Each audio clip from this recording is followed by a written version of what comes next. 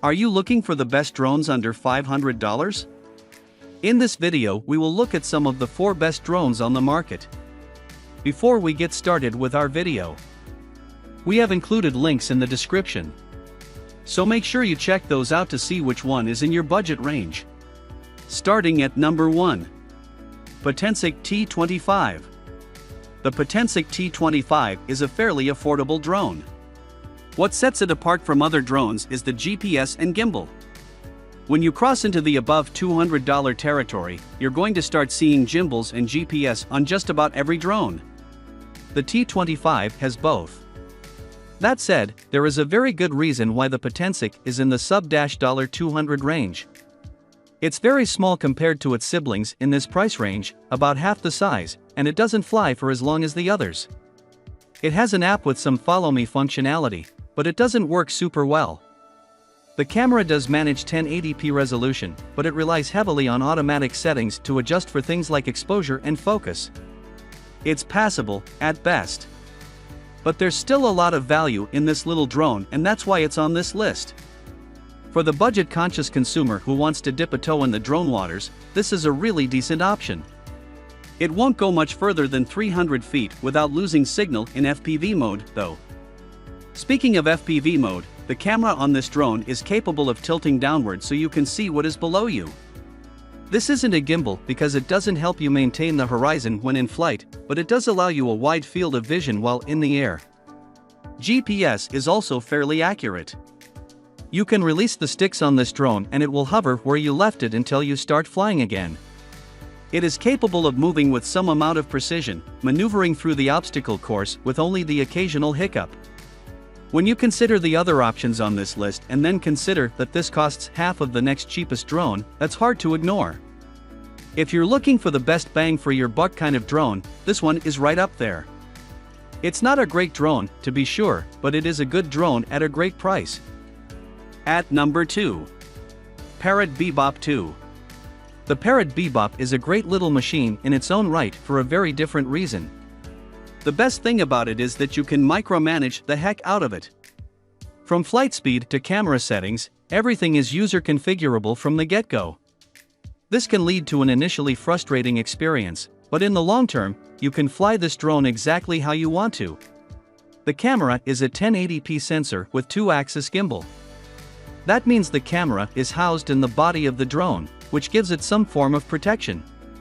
HD video and still capture are both easy with the app interface, and the app itself allows you to control everything about the drone: ascent speed, descent speed, horizontal flight speed, and rotation speed. Additionally, you can change camera settings using the remote control to control ISO and aperture. It's a great drone for aerial photography. The controller is far and away from the largest on this list, sporting a large dome-like protrusion on the front of it, presumably for antennas or storage for a small puppy. Your phone connects to the controller with a cable that you provide. This is somewhat of a double-edged sword, as wired connections are faster and smoother than Wi-Fi, so streaming FPV video is theoretically less prone to stutters. In practice, it wasn't all that noticeable. Also, plugging the phone into the controller causes the controller to charge the phone, which drains the battery on the controller. Speaking of which, the drone and controller charge had proprietary connectors. The package comes with one wall plug, but there are 2 different cables that plug into it, one at a time. The net result is that you can only charge the controller or the drone, but not both at the same time.